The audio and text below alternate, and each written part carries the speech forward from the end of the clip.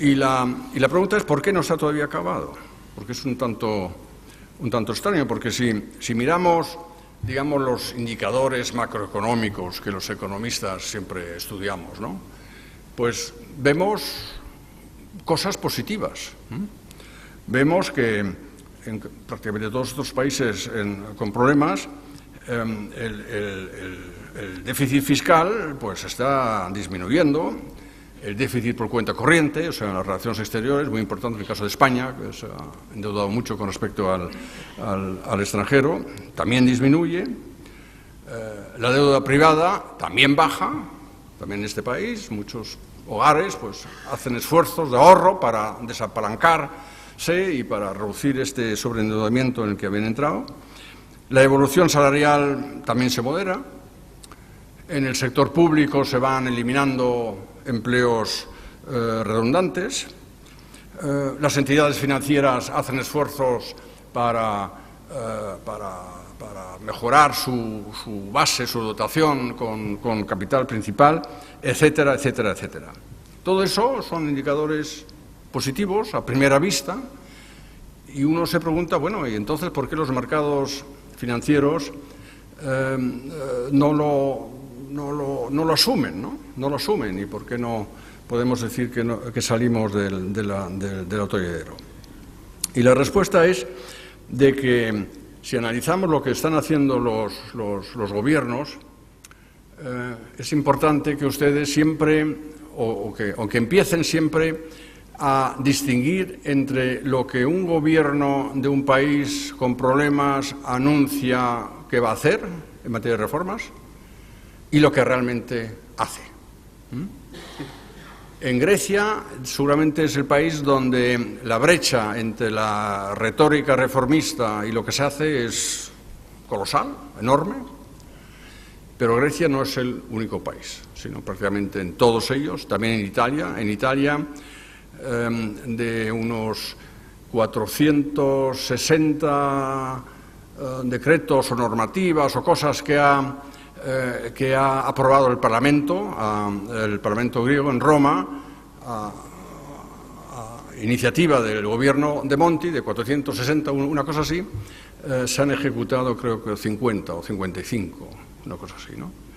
Y de las 600 sociedades públicas en España, que todo el mundo sabe que son absolutamente superfluas, creo que se han cerrado 6.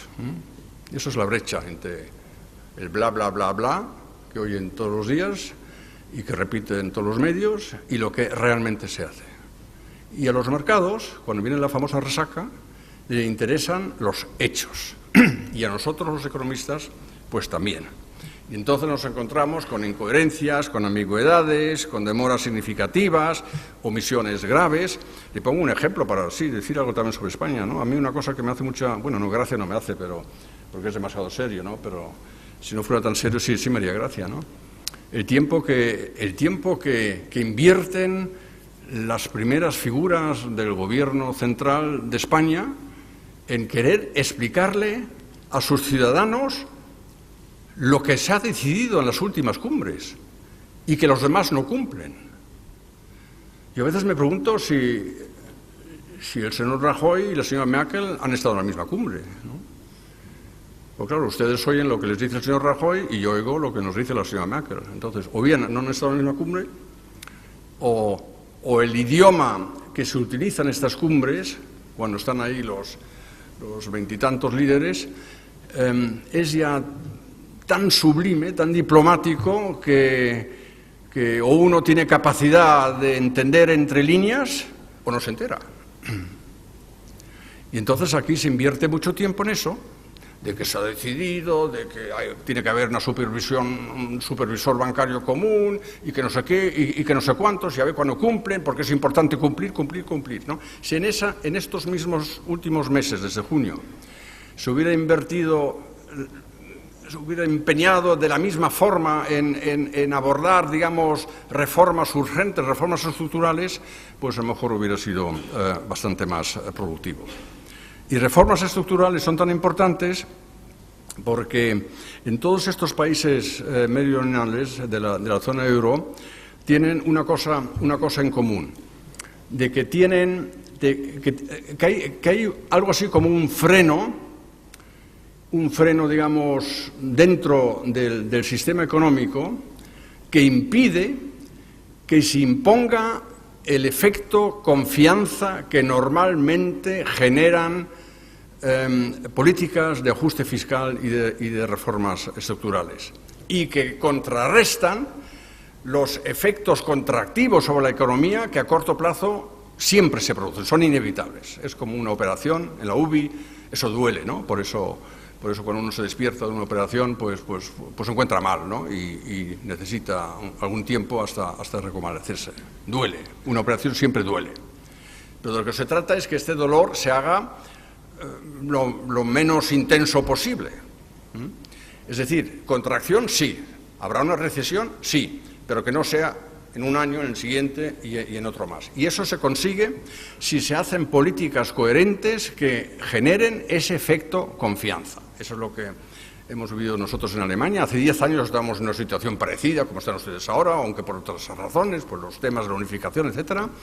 Y el gobierno tuvo que rectificar fundamentalmente todo, hizo la famosa Agenda 2010 con reformas de todo tipo, hizo mucho daño, a nosotros se nos contó que hay que apretarse el cinturón, se acabó, y nada de quejas y llorar y tal, se acabó, hay que hacerlo, y se hizo, costó mucho, hubo muchos problemas políticos también, nuevos partidos y tal, todo ese tipo de cosas, pero ahora cosechamos los frutos de eso, ¿no? Y en los meridionales, y creo que también en España, no funciona, porque sigue habiendo un exceso de regulaciones y trabas administrativas, y eso nunca es bueno para la actividad emprendedora. ¿Cómo va alguien a crear una empresa nueva? ¿O cómo va una empresa empeñarse con nuevas inversiones? Dejo de lado un momento el tema que si hay suficiente financiación crediticia y tal, eso es un tema adicional, pero en general, ¿cómo una empresa realmente va a decir voy a ir adelante, voy a posicionarme internacionalmente en los mercados globales, si necesita no sé cuánto tiempo hasta conseguir la licencia? Y aquí, además, en este país llamado España, se permiten el lujo adicional de fragmentar el mercado propio, el mercado nacional, ¿no? Con esas trabas administrativas, y no entro ya en el tema lingüístico, que es otra cosa adicional. Y además es un poco extraño, ¿no? En la Unión Europea, uno de los grandes hitos de la integración europea fue la creación del mercado único, del mercado europeo único, que es el que ha desmantelado todas las barreras fronterizas que teníamos antes. Ese es lo que verdaderamente ha dado el impulso al crecimiento económico en numerosos países, no el euro como se dice a veces, sino eso, el crear grandes mercados como si fuéramos Estados Unidos, grandes mercados sin trabas. Y luego nos encontramos con un país como España que dice, pero nosotros nos inventamos nuevas trabas, ¿no? Porque nos gusta eso, ¿no? Y si un transportista quiere transportar algo de La Coruña a Almería, pues que pida 5 licencias, ¿no? Para eso somos todos soberanos, ¿no? O sea, no sé, es un poco de locos, con perdón, ¿no? Eso es un problema que tenemos estructural en estos países. Y el segundo es la falta de competitividad y de productividad que está bien analizado. En Ginebra está el célebre World Economic Forum, y estos acaban de publicar, lo hacen todos los años, publican un informe sobre la competitividad de los diferentes países. Son ahora 144 países, hacen un ranking muy detallado, analizan todo tipo de factores que inciden sobre la competitividad de los países. Y si uno estudia el que acaba de salir el mes pasado, para el año 2012-2013, se encuentra con que, qué sorpresa, Grecia tiene la economía menos competitiva, es el puesto 96 entre 144 países del mundo, el puesto 96 en el ranking mundial y el último en la zona euro. Y los demás países con problemas no van tan mal, pero sí figuran en puestos bastante discretos en el ranking mundial: Irlanda 27, España 34, por delante de Italia 42, Portugal en el puesto 49, Chipre en 58, para solo mencionar los 5 que ya están pero están lejos de los países más avanzados, ¿no?, que son Finlandia, Holanda y Alemania, en este orden. Y entonces, si analizamos, por cierto, los dos primeros, los más competitivos del mundo, según este ranking, Suiza y Singapur. Entonces, si miramos un poco, es interesante, por ejemplo, Alemania tiene unos costes laborales unitarios por hora trabajada, muy superiores a los demás países en crisis, ¿no? He comparado Alemania con España. En la industria manufacturera alemana, el coste de la mano de obra es el 62% superior al de España. El 62% superior al de España, como media. Como media, en la industria manufacturera, según los últimos cálculos que tenemos. Y, sin embargo, todo el mundo sabe que Alemania tiene una gran capacidad exportadora. ¿Y cómo lo hacen? ¿Es que aquí hay un milagro tal? No, no hay ningún milagro. Lo que pasa es que si una economía, por las razones que sea, tiene costes laborales elevados, y eso es normal en economías avanzadas, que los costes sean altos porque tenemos un estado de bienestar, hay que financiar, cotizaciones sociales, etcétera, etcétera, pues tiene que buscarse fórmulas que neutralicen esa desventaja inicial competitiva. ¿Y eso cómo se hace? Pues se hace con innovación tecnológica, de ahí salen esos coches tan bonitos que les gustan tanto, o la maquinaria, o se hace con internacionalizar la producción. A lo mejor les sorprenderá, porque no se conoce mucho ese dato, en la exportación alemana, de los que tanto hablan muchos y que además muchos dicen que hay que ver, y los alemanes cómo se benefician del euro y exportan mucho y que poco solidarios son, etcétera, etcétera, etcétera. En la exportación alemana, el 45% del valor de la exportación consiste en importaciones. En la importación de piezas, de componentes, de productos y tal, y luego al final se asigna todo eso en Alemania y luego en la estadística de comercio exterior eso aparece como exportación.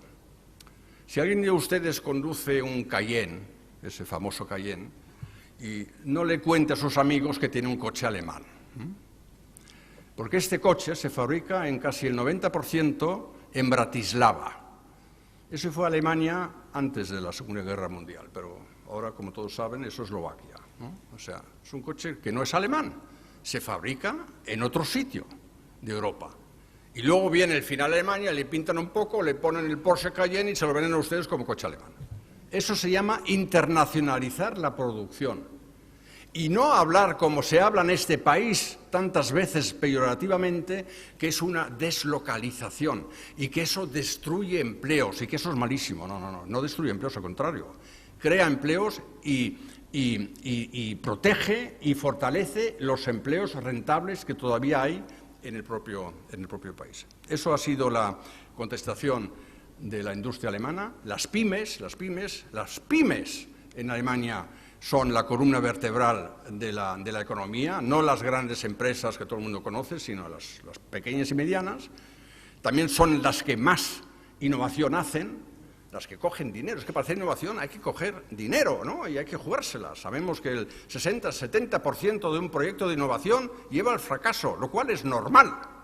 Cuando alguien busca algo nuevo, no sabe si encuentra eso nuevo, porque no sabe lo que está buscando, ¿no? Mientras que ustedes todavía son un poco víctimas de la célebre frase de Unamuno, que inventen los demás, ¿no?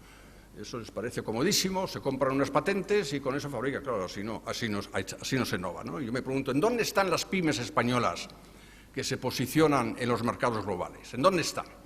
Apenas se encuentran en la Unión Europea, y no hablemos ya de otros países. Y siempre con excepción de las grandes, las telefónicas y las Iberdrolas, eso sí, ¿no? Pero de esos no hablo. Yo hablo de las pequeñas y medianas. Esas son las que tienen que salir. Y eso es lo que se sale a relucir en un informe de estos del World Competitiveness, Global Competitiveness Report, que esto falla. Y he puesto el ejemplo de España porque Julio digo que diga algo de España, no puedo contar lo mismo de Italia, y no hablemos ya de Grecia.